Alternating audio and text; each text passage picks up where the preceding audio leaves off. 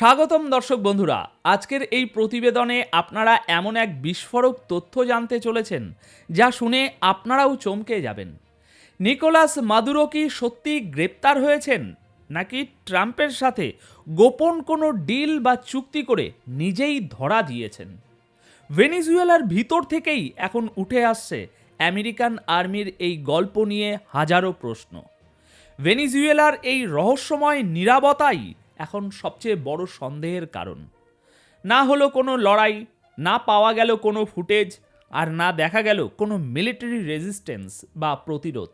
আর ঠিক এই কারণেই ট্রাম্প এবং মাদুরোর মধ্যে কোনো গোপন সওদাবাজির সন্দেহ ক্রমেই কিন্তু গাঢ় হচ্ছে।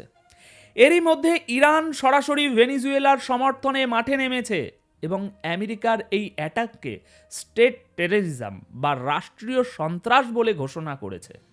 ওদিকে নিউ ইয়র্কের মেয়র ট্রাম্পকে একহাত নিয়েছেন।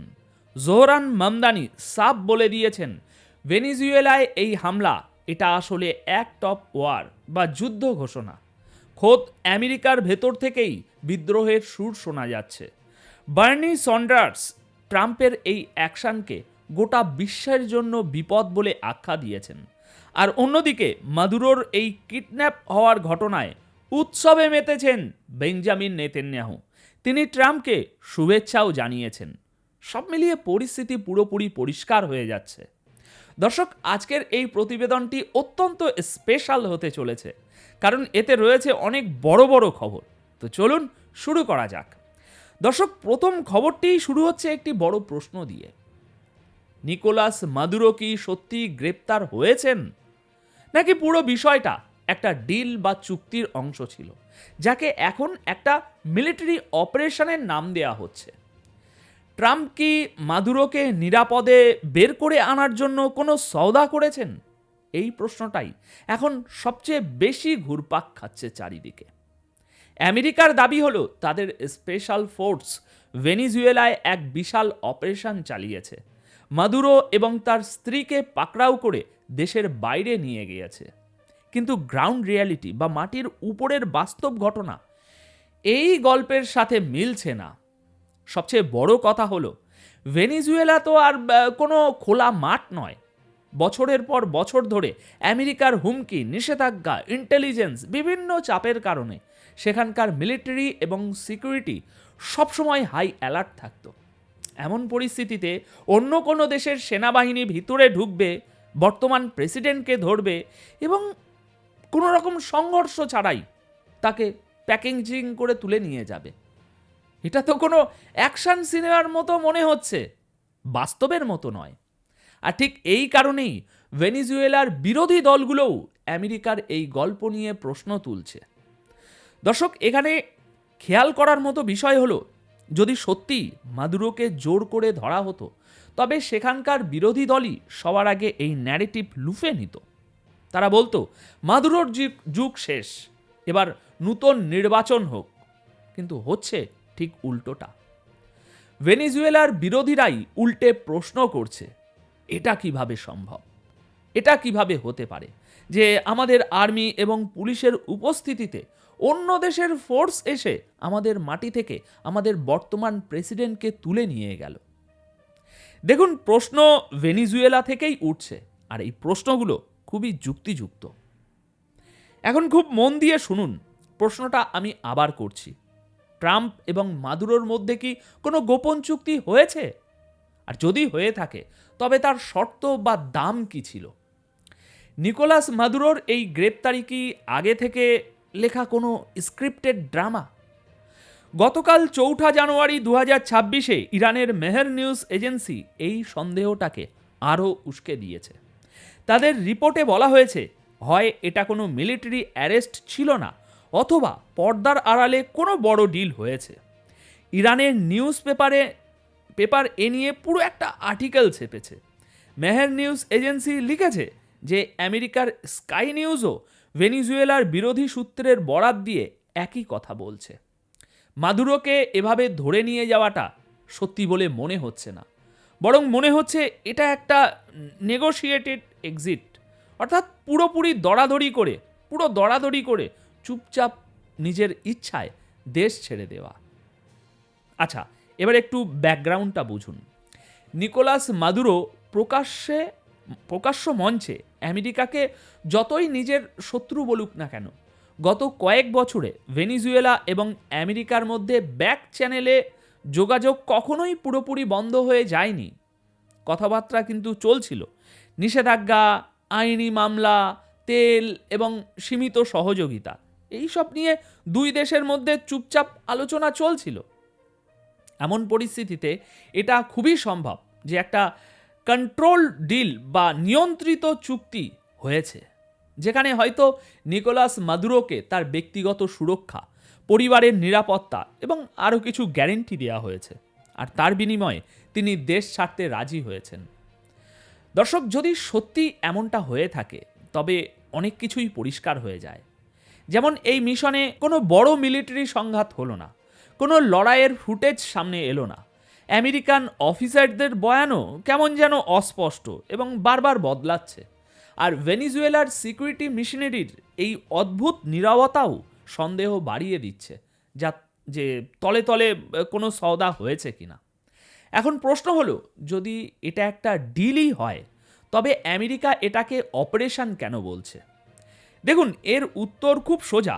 আসলে আমেরিকার জন্য এই গল্পটা দুটো কাজ করছে। এক, দেশের ভিতরের রাজনীতিতে নিজেদের শক্তি দেখানো, আর দুই, বাইরের বিশ্বকে এই বার্তা দেওয়া যে আমেরিকা চাইলেই যখন তখন খেলার মোড় ঘুরিয়ে দিতে পারে।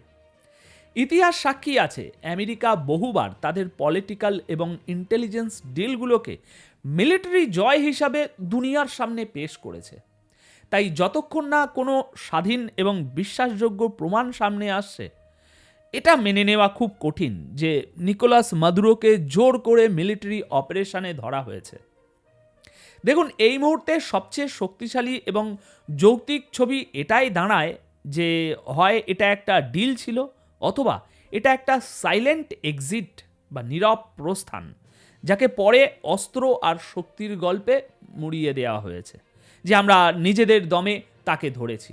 অর্থাৎ হতে পারে নিকোলাস মাদুরো আজ আমেরিকার জেলে কোনো কয়েদি নন, বরং একজন নিরাপদ মেহমান, আর বাকি সবটাই শুধু কথার লড়াই। দর্শক, আমি যতটুকু পড়াশোনা করেছি এই নিয়ে এবং আমার সাংবাদিকতার দৃষ্টিকোণ থেকে যতটুকু বুঝেছি, সেই ভাবনাটা আমি আমার নিজের ভাষায় আপনাদের সামনে তুলে ধরলাম। এবার এটা মেনে নেওয়া বা না নেওয়া সম্পূর্ণ আপনাদের ব্যাপার। এবার চলুন কিছু বয়ান বা স্টেটমেন্ট শুনে নেওয়া যাক। ভেনিজুয়েলার অ্যাক্টিং প্রেসিডেন্ট ডেলসি রদ্রিগেজ মাদুরোর এই তথাকথিত গ্রেপ্তারিকে জায়নবাদী বা ইহুদিবাদী ধাঁচের পদক্ষেপ বলে আখ্যা দিয়েছেন। ভেনিজুয়েলার অন্তর্বর্তীকালীন প্রেসিডেন্ট হওয়ার পর ডেলসি পরিষ্কার ভাষায় দাবি করেছেন যে নিকোলাস মাদুরো এবং তার স্ত্রীকে, যাদেরকে নিউ ইয়র্কের কোনো ডিটেনশন সেন্টারে নিয়ে যাওয়া হয়েছে বলে শোনা যাচ্ছে, অবিলম্বে তাদেরকে মুক্তি দিতে হবে। দর্শক, এই মুহূর্তে ভেনিজুয়েলার পরিস্থিতি নিয়ে যখন সারা বিশ্বে প্রশ্ন উঠছে, তখন ইরানও চুপ নেই। ইরানের পররাষ্ট্রমন্ত্রী আব্বাস আরাকাচি ভেনিজুয়েলার পররাষ্ট্রমন্ত্রীর সাথে ফোনে কথা বলেছেন এবং মার্কিন হামলার পর তৈরি হওয়া পরিস্থিতি নিয়ে আলোচনা করেছেন। ইরান সাফ জানিয়েছে, আমরা ভেনিজুয়েলার পাশে আছি। কথোপকথনের সময় আরাকাচি ভেনিজুয়েলায় আমেরিকার মিলিটারি অ্যাটাক এবং নির্বাচিত প্রেসিডেন্ট মাদুরো ও তার স্ত্রীকে তুলে নিয়ে যাওয়ার ঘটনার তীব্র নিন্দা করেছেন। আরাকাচি এটাকে সোজাসুজি স্টেট টেররিজম বা সরকার দ্বারা প্রযোজিত সন্ত্রাস বলেছেন। দর্শক, এটা অনেক বড় কথা। তিনি আরও বলেছেন, এটা সরাসরি ভেনিজুয়েলার সার্বভৌমত্ব এবং সেখানকার মানুষের ইচ্ছের উপর হামলা। ইরানি পররাষ্ট্রমন্ত্রী পরিষ্কার করে দিয়েছেন যে ইরান পুরো ঘটনাটাকে শুধু একটা মিলিটারি অপারেশন হিসাবে দেখছে না, বরং এটাকে একটা বিপজ্জনক দৃষ্টান্ত বা উদাহরণ হিসাবে মনে করছে, যেখানে গায়ের জোরে কোনো দেশের নির্বাচিত সরকারকে টার্গেট করা হয়েছে। ইরান ঘোষণা করেছে যে তারা ভেনিজুয়েলার জনগণ এবং তাদের নির্বাচিত সরকারের পাশে আছে এবং এমন কোনো চাপ বা জবরদস্তিকে মেনে নেবে না যা কোনো দেশের স্বাধীনতাকে পিষে ফেলার চেষ্টা করে।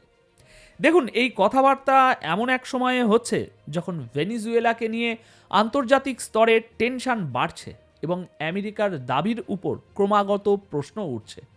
আর প্রশ্ন এটাও উঠছে আমেরিকার পরবর্তী টার্গেট কি তাহলে ইরান? নিউ ইয়র্ক সিটির মেয়র জোহরান মামদানি ভেনিজুয়েলায় আমেরিকার মিলিটারি অ্যাকশন নিয়ে ডোনাল্ড ট্রাম্পের উপর তীব্র আক্রমণ শানিয়েছেন। মামদানি বলেছেন, কোনো স্বাধীন দেশের উপর এমন একতরফা হামলা সরাসরি অ্যাক্ট অফ ওয়ার বা যুদ্ধ ঘোষণা। এটা আমেরিকার ফেডারেল আইন এবং আন্তর্জাতিক আইন দুটোরই স্পষ্ট লঙ্ঘন। মামদানি আরও বলেন, সরকার পরিবর্তনের এই নির্লজ্জ চেষ্টা শুধু বাইরের দেশগুলোর মধ্যেই সীমাবদ্ধ থাকে না, এর সরাসরি প্রভাব নিউ ইয়র্কের মানুষের উপরও পড়ে। তার মতে, নিউ ইয়র্কে বসবাসরত 2000 ভেনিজুয়েলান এই শহরকে নিজেদের বাড়ি মনে করে, আর এমন সিদ্ধান্ত তাদের জীবন ও নিরাপত্তার উপর সরাসরি আঘাত। মেয়র বলেছেন, ভেনিজুয়েলায় হামলা শুধু পররাষ্ট্রনীতির বিষয় নয়, এর প্রভাব নিউ ইয়র্কের রাস্তাতেও অনুভূত হবে। আমেরিকার সিনিয়র সেনেটর বার্নি সন্ডার্সও ট্রাম্পের এই ভেনিজুয়েলা অ্যাটাকের কড়া সমালোচনা করেছেন। সন্ডার্স সাফ বলেছেন, ট্রাম্পের এই হামলা শুধু আমেরিকাকে নয়, পুরো বিশ্বকে আগের চেয়ে অনেক বেশি অনিরাপদ করে তুলবে।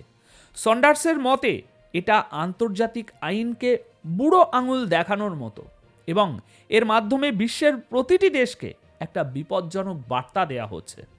তিনি বলেন, যখন আমেরিকার মতো দেশ জোর করে অন্য দেশে হামলা করে তাদের সম্পদ দখল বা সরকার বদলানোর চেষ্টা করে, তখন তারা বাকি দেশগুলোকেও একই কাজ করার ছাড়পত্র বা লাইসেন্স দিয়ে দেয়।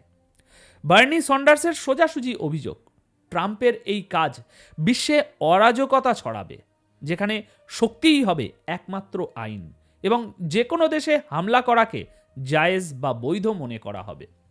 সুতরাং দর্শক, আমেরিকার ভিতর থেকেই এখন বিদ্রোহের মতো আওয়াজ উঠতে শুরু করেছে যে ভেনিজুয়েলায় হামলা শুধু একটি দেশের উপরে হামলা নয়, বরং পুরো বিশ্বের নিরাপত্তার উপর হামলা বা একটা যুদ্ধ।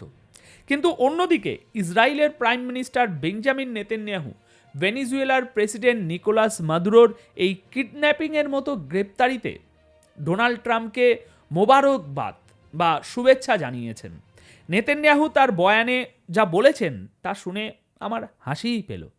আমি হাসছি বটে, কিন্তু শুনুন নেতানিয়াহু কি বলেছেন, হয়তো আপনার হাসি নাও পেতে পারে।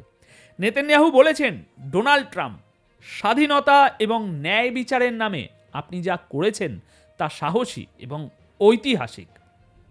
স্বাধীনতা, ফিলিস্তিনের স্বাধীনতা? নেতানিয়াহু আরও বলেছেন, আপনার দৃঢ় সংকল্প এবং আপনার সৈন্যদের কাজকে স্যালুট জানাই। অর্থাৎ মাদুরোকে জোর করে দেশ থেকে তুলে নিয়ে যাওয়ার ঘটনায় ইসরায়েলকে আমেরিকার পাশে দাঁড়িয়ে খুশি উদযাপন করতে দেখা যাচ্ছে। একদিকে আমেরিকার নিজস্ব লিডার সহ পুরো দুনিয়া এটাকে আন্তর্জাতিক আইনের লঙ্ঘন বলছে, আর অন্যদিকে যুদ্ধ অপরাধের অভিযোগে অভিযুক্ত নেতানিয়াহুর মতো লোকেরা এটাকে ব্রিলিয়ান্ট অ্যাকশন বলে হাততালি দিচ্ছেন। দেখুন, ভেনিজুয়েলায় যা ঘটছে তা নিয়ে বিশ্ব এখন দুভাগে ভাগ হয়ে গেছে। কারা এটাকে কিডন্যাপিং বা অপহরণ বলছে, আর কারা এটাকে শক্তির জয় বলে হাততালি দিচ্ছে। সারা দুনিয়া এখন নিজের চোখে দেখছে, পড়ছে এবং বুঝছে। তো দর্শক, আজকের মতো এটুকুই। আপনাদের কি মতামত? এটা কি সত্যি গ্রেপ্তার নাকি গোপন কোনো ডিল? কমেন্ট করে অবশ্যই জানাবেন। ভালো থাকবেন, সুস্থ থাকবেন। দেখা হচ্ছে পরের প্রতিবেদনে। ধন্যবাদ আপনাদের সকলকে।